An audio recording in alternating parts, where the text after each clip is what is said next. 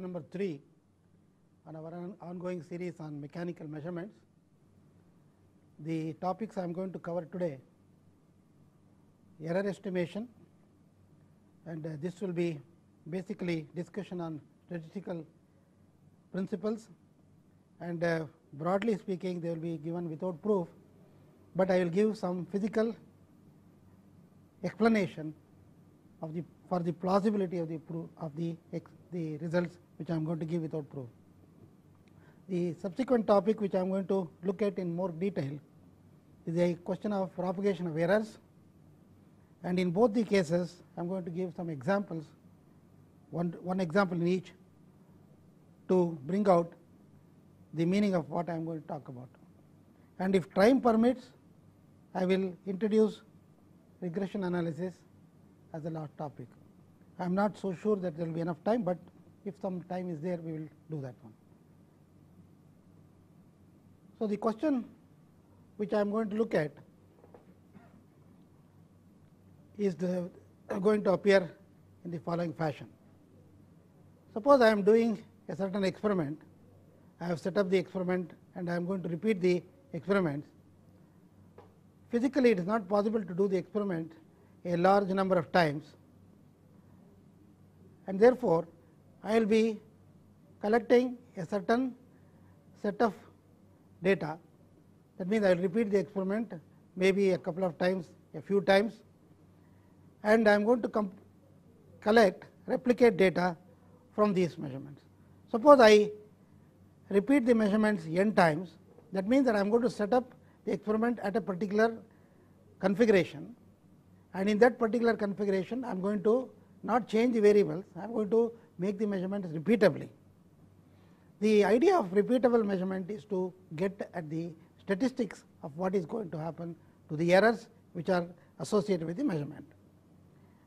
So, what I can do, or what one can do, is to do this replication of data n times, n data collection at a time, and we will call it a set, and then I will do the experiment again repeat the experiment n times and get a set which I will call as set number 2. So, in principle I can collect a large number of sets, maybe m sets. So, the question now is the first set, the second set, and so on up to the last set I have collected, each by itself contains a certain number of data n.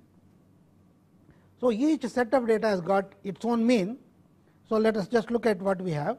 Each one of them, that means I am talking about the set here, each one of the set has got a mean and a variance.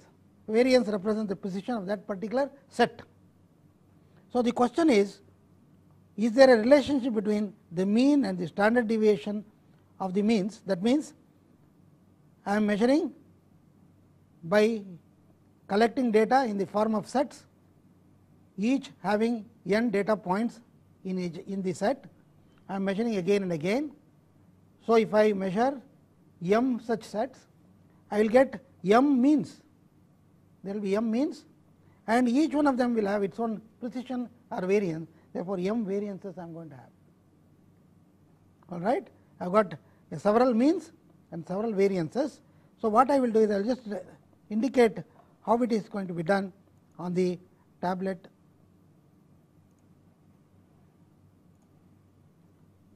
So, what we have is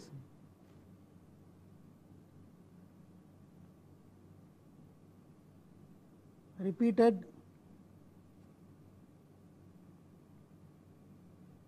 data n in each set,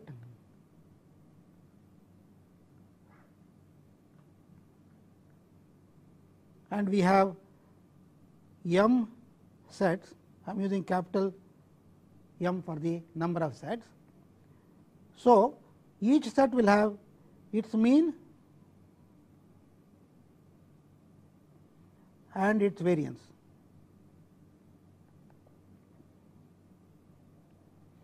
We will refer to each one of these sets also as a sample. This is a sample.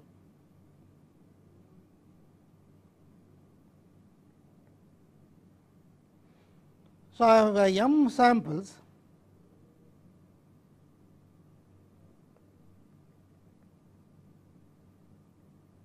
capital M of number of samples of replicated data or replicate data or repeated data, each with its own mean and its own variance. That means that sample has got a mean, we can indicate by M subscript S as the sample mean or the variance as sigma squared for the sample. So, ms and sigma s squared. Now, suppose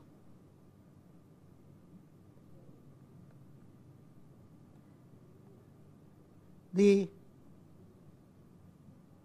data collection involve, let us say, capital N measurements,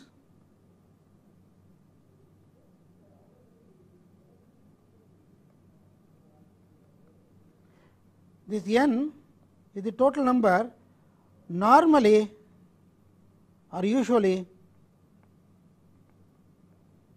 greater than N. Suppose the data collection involved capital N number of measurements, which is very large compared to N. Of course, I have not done this. I am going to assume that I am able to do it or repeat the data a capital N number of times, which is a very large number. Then what I will get is shown in the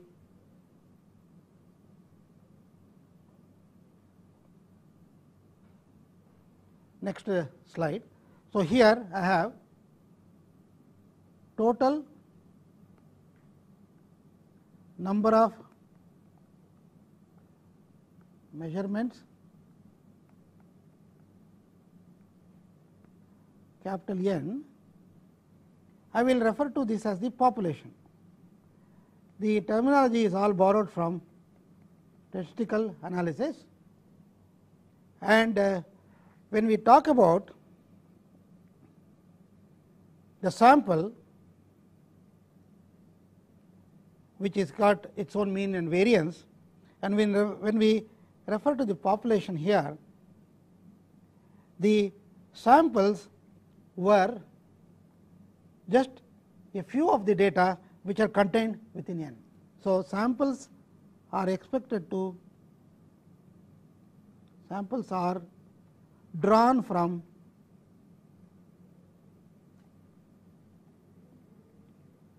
the population N. So, I can assume that the population itself has got a mean. So, the mean of the population, I will give the symbol M. This is the mean of the population. The symbol M represents the mean of the population, and let me assume that the population also has got a variance which I will call as the sigma squared. If I do not use any subscript, it means that represents the population.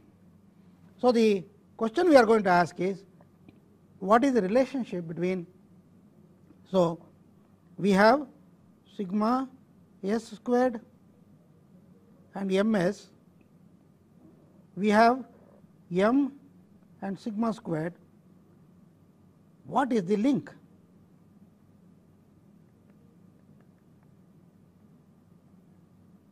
Between these two? That is the question I am going to ask. So, the thing I am trying to describe is what is called sampling theory. I am not going to give any proof for any of the things I am going to describe today, because that is going to take too much time, and in this course we do not just have time to describe in great detail.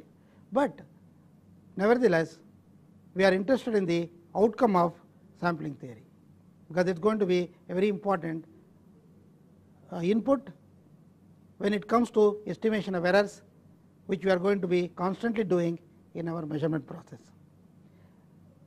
Whatever I have described in words now, I can also describe in the form of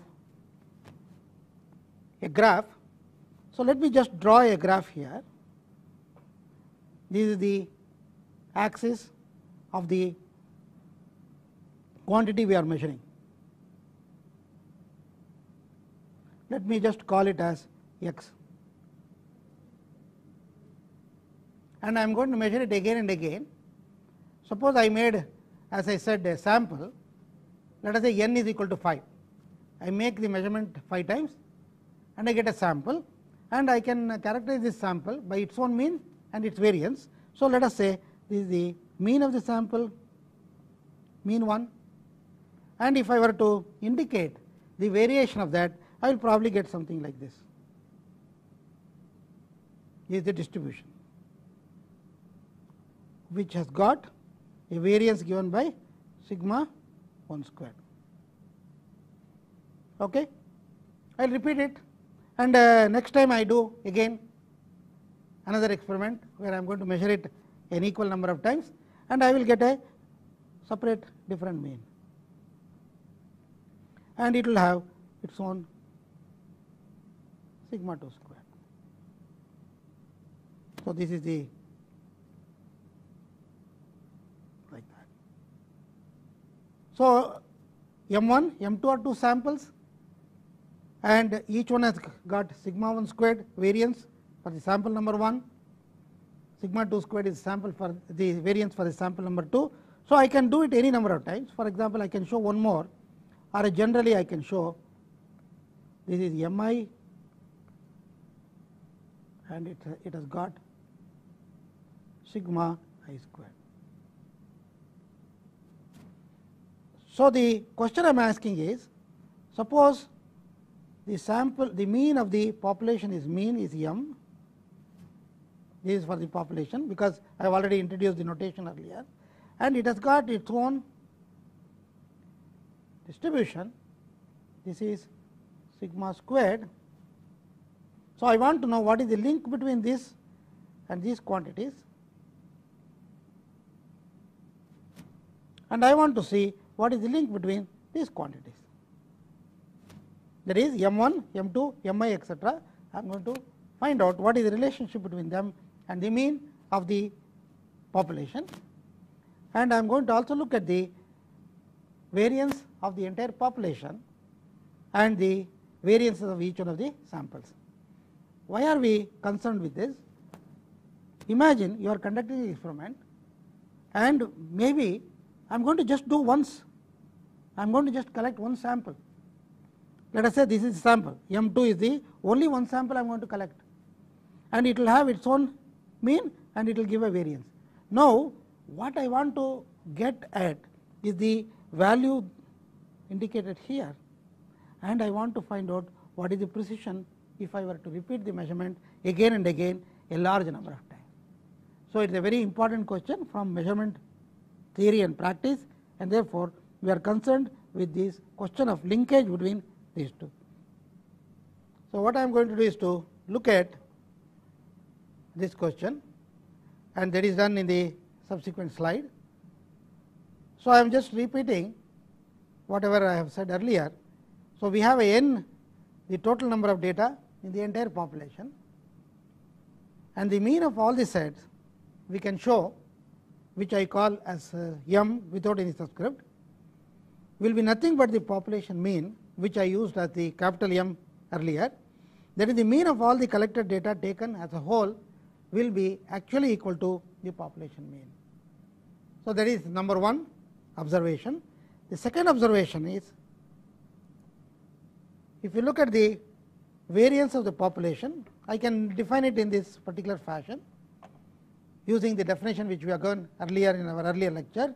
Sigma squared for the population is equal to sigma I equal to 1 to capital N, where n is the total number of xi minus m whole squared divided by n. This is the definition. Now, let us look at the population values. So, let the variance of the means be given by sigma m squared. This is the variance of the means. The means are distributed in their own way, M1, M2, etc. These have their own mean and their own variance. Regarding the mean, I have already described in the earlier slide that it is the mean of those means must be equal to the population mean. But now, let us look at the variance of these means. So, if I indicate by the symbol sigma m squared, we can show again, this is without proof I am giving, that sigma m squared, the variance of the means is given by a formula n capital N minus n divided by small n into n minus 1 sigma squared.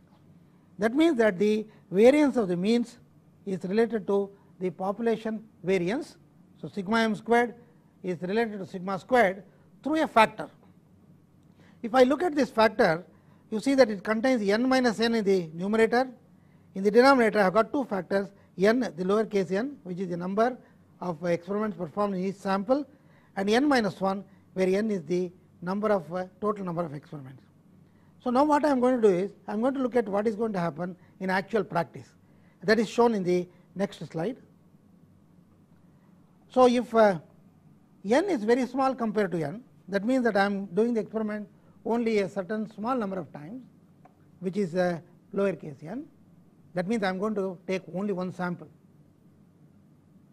Okay. N equal to I equal to 1, 2, 3, etc. I was talking about. I talked about several samples. I am taking only one of those samples, because that is the only one which is available in our measurement. We have made only one measurement containing a sample, let us say small n number times of times measured.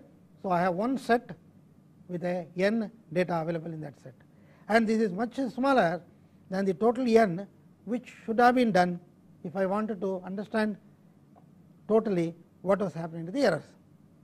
So, the error, the above relation which is given in the previous slide can be, which is given here, n minus n. So, I am going to take n outside.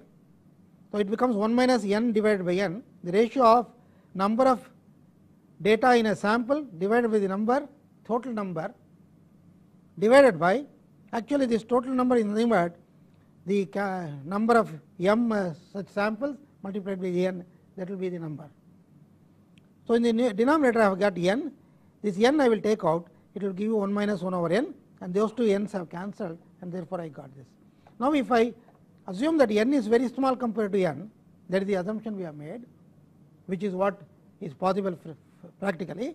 You see that this factor is very small compared to 1, this factor is also small compared to 1, therefore, these two can be neglected, and therefore, I can see that approximately sigma m squared, this is the variance of the sample I have collected, is equal to sigma squared, the variance of the population, divided by n. This is a very important formula, because knowing the variance of the sample we have collected, we can say something about if we had, or had we repeated the measurements a very, very large number of times, what would have been the results. So, you see that the 1 over n is coming into picture. Sigma squared by n is sigma m squared, or if you want to find out what is the variance of the population, sigma squared equal to n times sigma m squared. So, you have to multiply sigma m squared by a factor of n to get the variance of the sample. So, with this background, let us look at the next question which I am going to ask. So, the next question is about the sample and its own variance, that sigma m squared, which I showed in the last slide. So, if you go back to the slide, you will see sigma m squared is the variance for that particular sample. I am going to slightly change the symbol, and I will call the sample variance from its own mean, ms is the sample mean, I will call it a sigma epsilon sigma e squared. This e symbol is used as an estimator. I am going to use the sample variance as an estimator or estimate for the mean of the population. So, the question is, how is it related to the population variance? That means sample and its variance. We have one sample containing some number of measured values, and its own variance I have calculated. I want to find out how this is related. That means that how sigma e squared is related to the population variance. Actually, again without proof, I am going to show the expression sigma e squared, the value which I calculated from the sample, one sample, and the variance of that sample is given by capital N into n minus 1 divided by lower case into n minus 1 sigma squared. Again, if I take this n outside, this becomes 1 minus 1 over n, and you see that the small n being very small compared to capital N, I can neglect that term, and therefore, I can write this as sigma squared into 1 minus 1 over n. So, sigma squared into 1 minus 1 over n equal to sigma epsilon e squared, or you can see also that sigma squared equal to sigma e squared into 1 minus 1 over n. It is a factor which is coming. If I had not taken into account the fact that it is a sample variance is different from the population variance, I would have been ignoring this 1 over n quantity. This 1 over n is the quantity which is going to be extra. So, going back to that expression which I gave here, sigma e squared equal to sigma squared into 1 minus 1 over n, I am recapitulating the definition. The last expression may be written in a different form, more explicit form. I just want to make sure that we understand what we are doing. I have got a certain number of measurement xi, I equal to 1 to small number of small n. I am going to take into calculate the variance. I am translating this expression here, sigma e squared equal to sigma squared into 1 minus 1 over n to this definition here. So, sigma e squared is equal to sigma 1 to n, because that 1 minus 1 over n is coming, 1 minus 1 over n is nothing but n minus 1 divided by n, and that n will cancel off with the number of summations in the numerator, and therefore, n minus 1 is what I am going to get here. That n will cancel off, there will be one factor n in the numerator and the denominator which came from there. Therefore, essentially what I have is the variance which estimates the error in a single sample is given by sigma 1 to n xi minus ms, the sample mean whole square divided by n minus 1. If you recollect, previously we had n here in the denominator, but now I got n minus 1. So, the question is, of course, we have without proof we have derived this relationship based on sampling theory.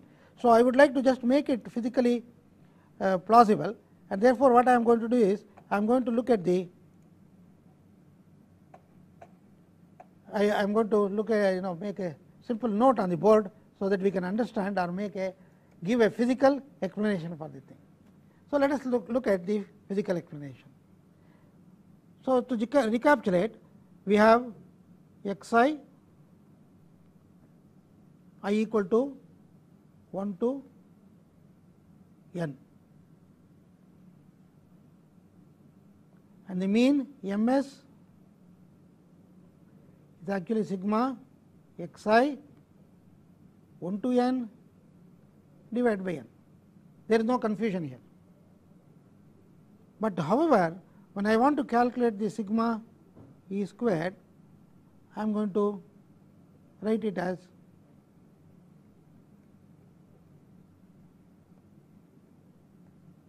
divided by n minus 1. So, the physical argument is like this. So, in calculating the mean, or estimating the best value, this is also the best value. If you remember, we have already proved this earlier. So, the best value is nothing but ms equal to sigma I equal to 1 to n xi by n. What is this best value? This best value is based on the measurements available here, xi I equal to 1 to n. And when I am calculating this,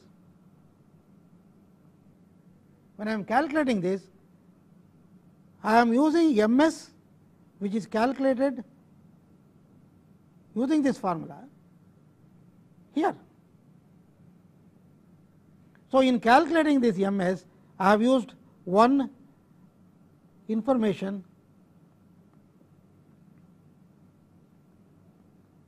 or one unit of information based on data. So, I have already used one information based on data in the form of ms.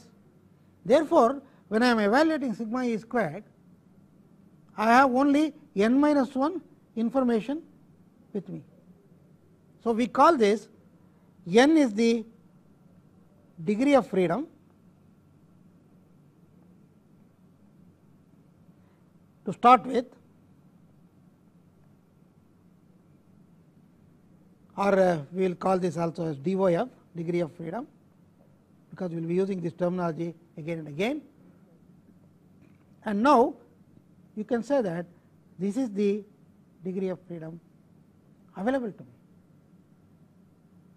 In other words, the error estimator has to take into account that one piece of information has already been derived based on the sample, and therefore, to that extent the sample is already used, and therefore, the number of degrees of freedom which was n, that means that n samples were available, n data were available, it is as though n minus 1 data is only available now to me, because one information has been obtained using that data. And we can in fact generalize this. We can in fact generalize this to a case where, let us say I am measuring data which is in the form of a relationship between two different quantities. Suppose I have a derived quantity y, this is the derived quantity, x is the primary quantity. The idea is now to generalize what we have said till now to measurement of two quantities which are related to each other.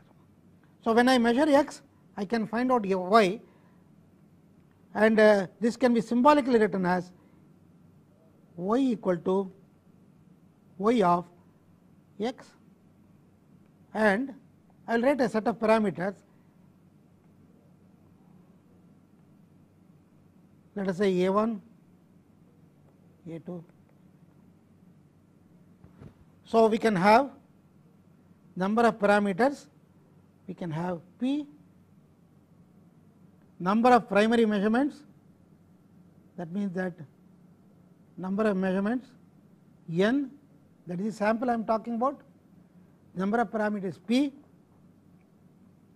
In the previous case, p was exactly equal to 1. I just calculated the mean of the values. P was one single parameter which was derived by using the n values. In this case, I am going to use the information given to determine p number of parameters. Therefore, degree of freedom is equal to n minus p. Earlier case it was 1, because I got only y was the mean actually. In the previous case, y was nothing but the mean of the values. Y could also be something else which is dependent on the x. For example, I may want to determine the square of the x. I may want to find out what is the estimate for the square of the x. So, I will be getting another parameter which will be the square of the parameter. Therefore, each time you are going to use the data to obtain some parameter which characterizes it, I will be losing one degree of freedom, and therefore, if there are n parameters as shown here, I am sorry, p number of parameters as shown here, a1 to ap, then the number of degrees of freedom lost is p, and therefore, you get a degree of freedom n minus p. Therefore, when you use the variance formula, you have to divide by n minus p, and therefore, the sampling theory shows or says that if you evaluate a number of parameters p with a number of n number of data available after repeated measurement, you are going to the variance is actually bigger than what you would think. The bigger it will be bigger than what you think. That is what you will see. In fact, I am going to take an example which clearly indicates this, and in fact, I am taking an example which was taken in the previous lecture. The same example where I measure the resistance of a certain resistor again and again, and the data is exactly the same, no difference, but I am going to reinterpret now in terms of what we have learned from sampling theory. So, with the resistance of a certain resistor, if you go back to this slide, you will see is measured, repeatedly obtain the following data.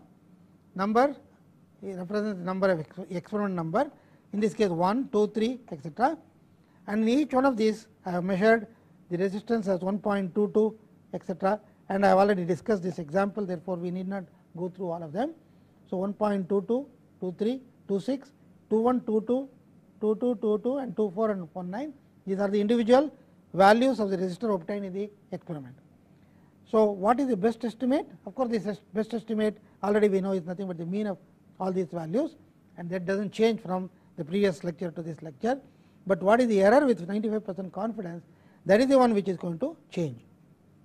So, best estimate is the mean, and it was also obtained in the last example. Example 1 contained the same numbers. In fact, I have taken the slide from there in the first lecture, the second lecture. So, the value of R bar is 1.22 kilo ohms, and now I have changed the symbols here. I have used the estimator sigma e, as you can see here, sigma e is the estimator, and then sigma e squared is now 1 over n minus 1, n is 9, 9 minus 1 is 8, 1 over 8 of sigma 1 to 9. Instead of 1 over 9, I have taken 1 over 8, which is 1 over n minus 1, sigma 1 to 9 Ri minus R bar whole squared. R bar is nothing but your sample mean in the previous terminology. So, Ri minus R bar whole squared, this gives you slightly more now, 3.75. The earlier slide case it was 3.33.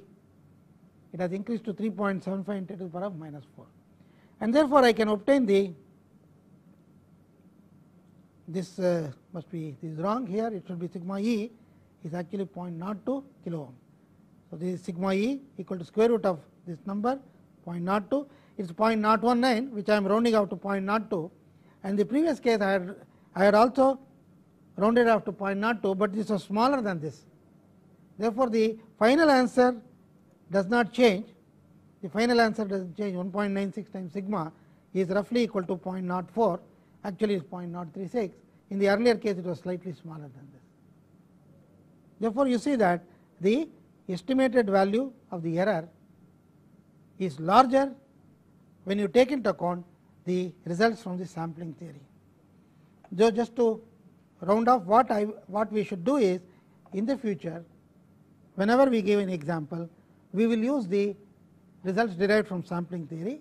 That means, we are going to divide the variance by the number of degrees of freedom, but not number of samples, number of measurements. It will be n minus p, where n is the number of times we have repeated the measurement, p is the number of parameters we have estimated. In fact, when we go to regression analysis, it will become more clear as to what we mean by the number of parameters. But right now, we shall remember that the division is by n minus p, but not n itself. That means that the error is actually larger than what you would imagine. So, now let us look at the second thing which we mentioned in the first slide, the question of propagation of errors.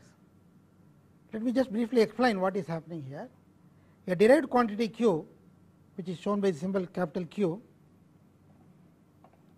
is estimated based on the measurement of primary quantities A1, A2, AM here. The number of parameters or number of primary quantities measured is A1, A2, etc. AM. Each one of these is repeated again and again. That means that A1, A2 up to AM, these are all measured again and again, and we have some idea about the statistical variation of these quantities also. And what I want to know is to find out how the statistical variations in the quantities A1 to AM are going to affect the statistical variation of the Q. So, the primary measured quantities have measurement errors which are already characterized, given by the respective variances sigma I squared.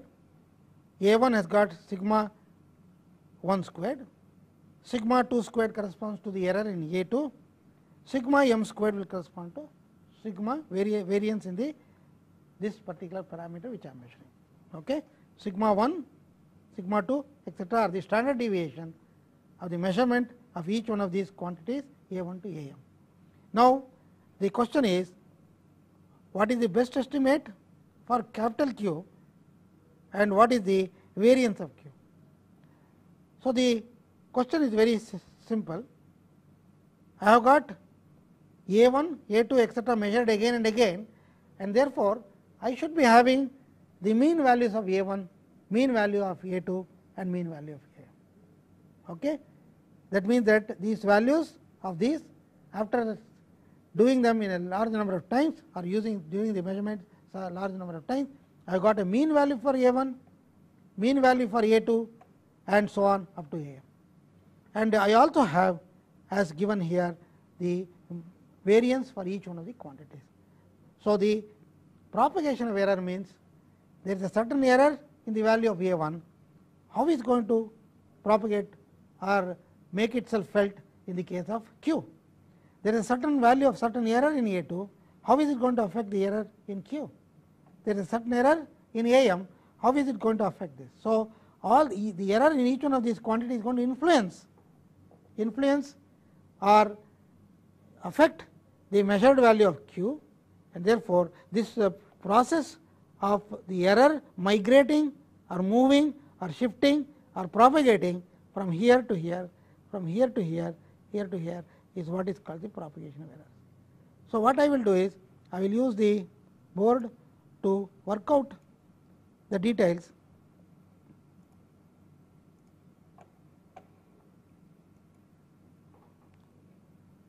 of the relationship between the error in the measured quantities or the primary quantities and the error in the derived quantity. So, the end product of this exercise would be a formula which will help us calculate the error in the Q. Okay. Let us just recapitulate what we have done. So, we have measured a quantity Q which actually depends on several primary quantities A2, A1, A2 etc. AM. I also have A1 bar, A2 bar,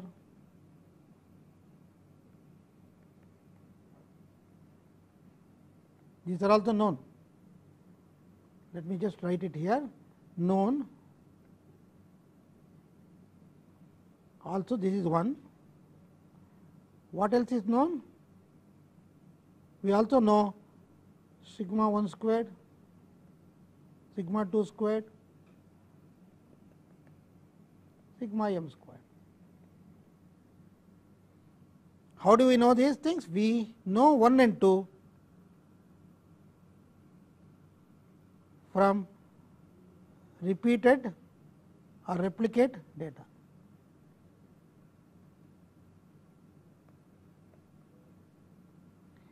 I want to digress a little bit here and talk about these errors sigma 1 squared, sigma 2 squared and so on. In actual practice, what is going to happen? That is why sometimes it is confusing that I say something mathematically, then we go to the laboratory and I do something else totally different. So, this is a problem for which there is no solution, only a little bit of thinking about it and understanding what is going on would probably help us. In practice, what happens is that I am not even going to repeat the measurement again and again. Sometimes I may take only one reading or maybe 2 or 3 readings at the most, and then I would like to find out what is happening. But in making the measurement, I am making use of some instrument, and we know that the instrument can resolve some basically a certain smallest quantity I can measure. It can resolve between 2 values which are only that close and no closer.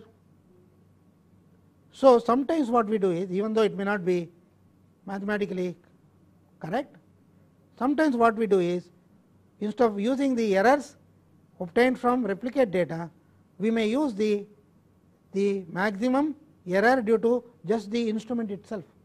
The instrument itself cannot resolve a certain quantity to better than some value, and therefore, the resolution of the instrument itself may be used sometime for the estimation of these errors.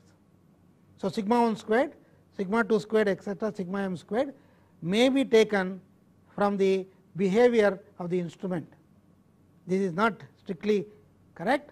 It is not like doing the experiment again and again and understanding the statistics.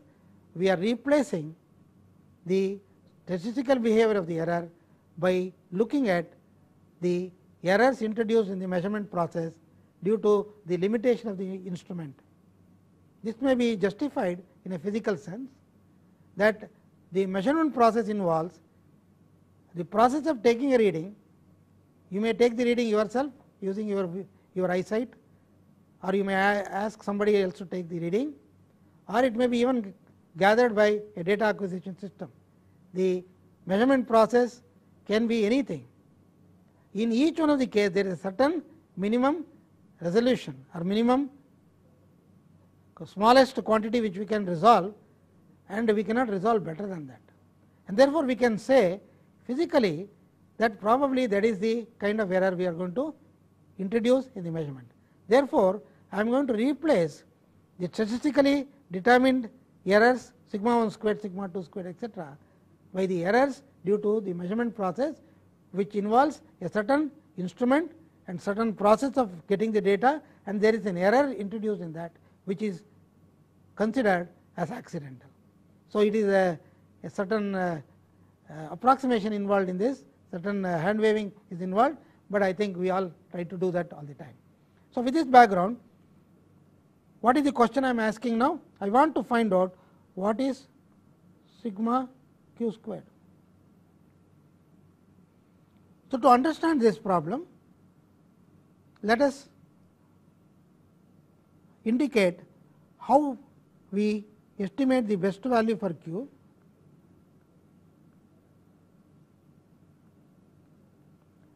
So, for determining the best value, I am going to say q b. I will say q b is the best value is nothing but q b based on a 1 bar.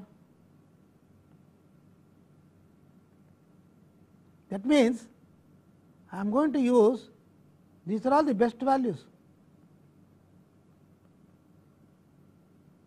Best values for the A's.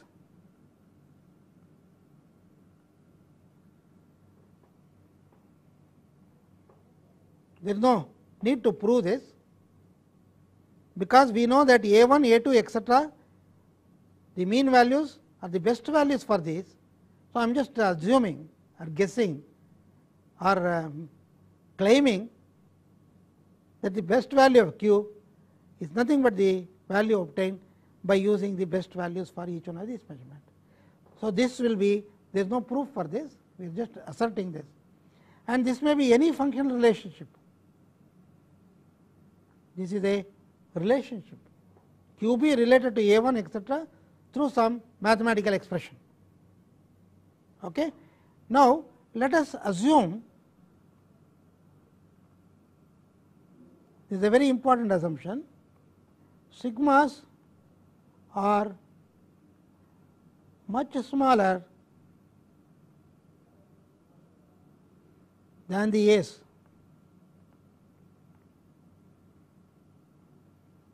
Most of the time we can justify this. We assume that the errors in the measured values are not very large compared to the values of the measured quantities themselves.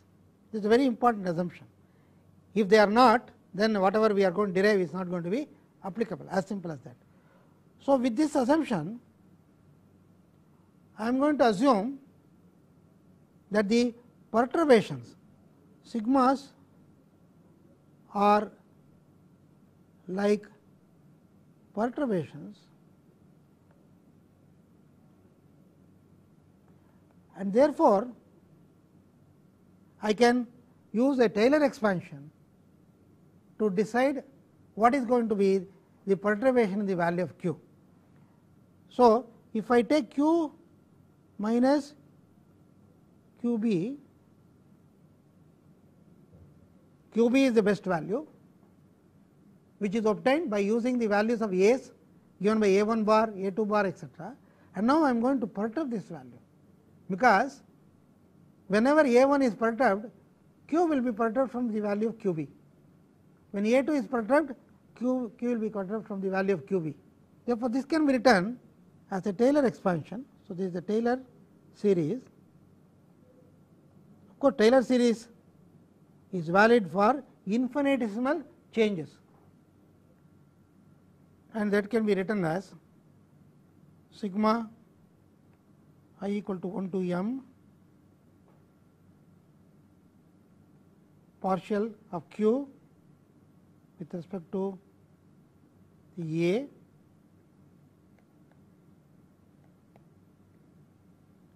in fact, I am showing only the first order terms, of course, plus terms of order delta A j squared. So, these are the perturbations. These are the partial derivatives, because you notice that the function q is a function of several variables, and therefore, the Taylor expansion will contain derivative with respect to each one of these variables in turn, and therefore, you get partial derivatives. If you write this for a single variable, you would not get a summation here, and these perturbations are the ones which are given to us. We will see how it is incorporated later on. So, these are partial derivatives, and we also refer to as influence coefficients.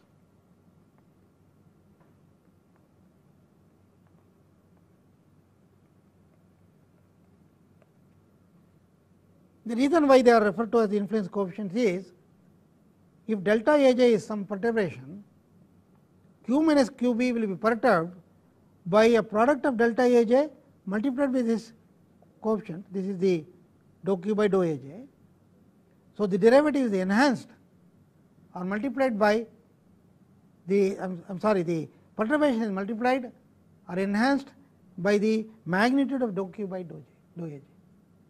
The larger the influence coefficient, the larger the magnification, and therefore, the larger the influence of A j on q. So, that is why it is called the influence coefficient. Now, what we have here is q minus q b equal to this, and what I am interested in finding out is the variance of the q, and we will just use the definition of the variance, which is given by sigma q squared must be equal to sigma q minus q b whole squared divided by the number of times the measurements were done. So, I will say sigma over n for conciseness, and this can be written as sigma. I will just keep the sigma outside. This is the exponent number. So, I can say I equal to 1 to n q minus q b whole squared. I will write that expression we have derived earlier, q minus q b equal to sigma over the j's. So, j equal to 1 to m dou q by dou A j multiplied by delta A j whole square. So, we have two sums. One is the number of times the measurements have been done, the other one is over the number of quantities A j which are involved in the process. And the question is,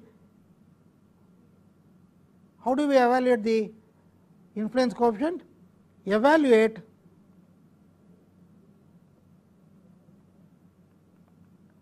at A bars dou q by dou A j will be evaluated, because that is the point which is known. The derivatives are all evaluated at the best value. So, I am going to replace the derivative also at the best value, that means that dou q by dou aj are going to be evaluated at the set of values a 1 bar, a 2 bar, etc., up to a m bar. Now, this if I square this what is shown inside this I am talking about this quantity. This square will involve two types of terms. It is like x plus y plus z whole squared is x squared plus y squared plus z squared plus 2 x y plus 2 y z, etc. So, there are two types of terms. One type of term which involves the square of individual terms, the other one involves the products of terms. So, let us look at these two types of terms. So, the square term, square will involves for example dou q by dou aj whole square. This is one. Second one, it will involve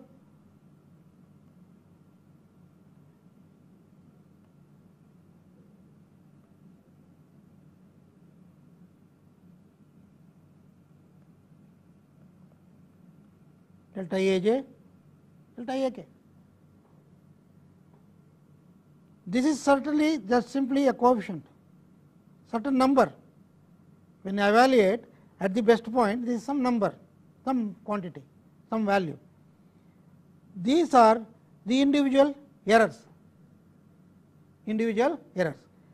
Now, I am going to make the following assumption, that the error in delta aj is not related to error in delta ak. That means that aj and ak are independent of each other. For example, in practice, I may use a voltmeter to measure the voltage, ak may be voltage. I may be measuring a length measurement using a vernier caliper to measure delta aj. So, how are they going to be affected by each other? Nowhere. The error in this and this error, so these errors are independent.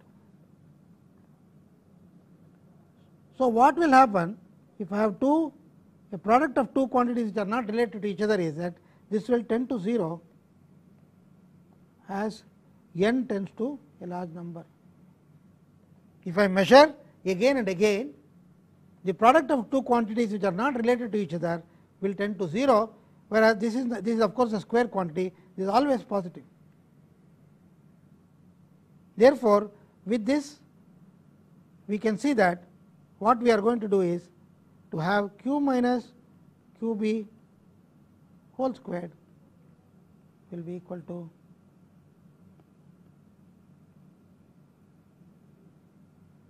this will be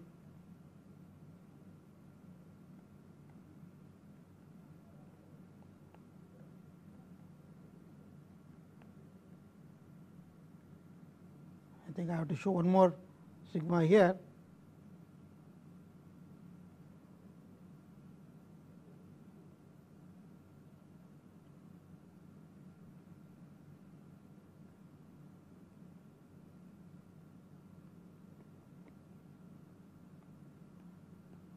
One to n, the number of experiments, and this will be, and therefore I can put a flower bracket here, and this is the square of the error, and if I divide this by n, I should get the variance. So, I have to derive by n.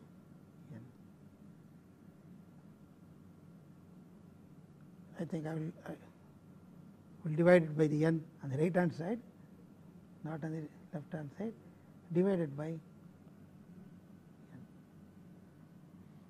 So, what is this quantity now? This whole thing, dou q by dou aj delta aj whole squared. I can take one of those terms. This will be dou q by dou aj to delta aj square, and actually this is also a summation sigma j equal to 1 to m 1 to n divided by n, because this n is coming from there. This is nothing but your sigma a1 squared or sigma 1 squared. So, you see that all I have to do is to, and in fact I can relate it to sigma q squared and therefore, I can say that sigma q squared is equal to sigma I equal to 1 to m sigma q squared is equal to I equal to 1 to m dou q by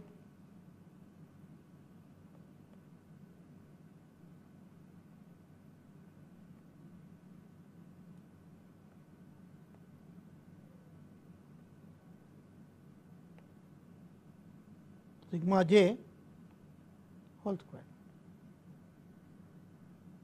This is called the error propagation formula.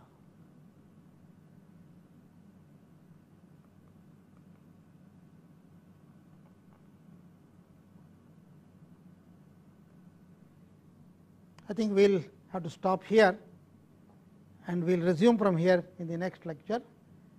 We will take an example which will be given at that time and then move on to the question of regression analysis as a subsequent or a sequel to this detailed look we are having at the question of errors in measurement, how to characterize them. So, we have come quite far from where we started. We now understand the sampling theory, its results are known to us, and then we are able to look at the propagation of errors, and this legitimately the next part is to look at the relationships, that means regression analysis, which is a description of this whole thing. Thank you.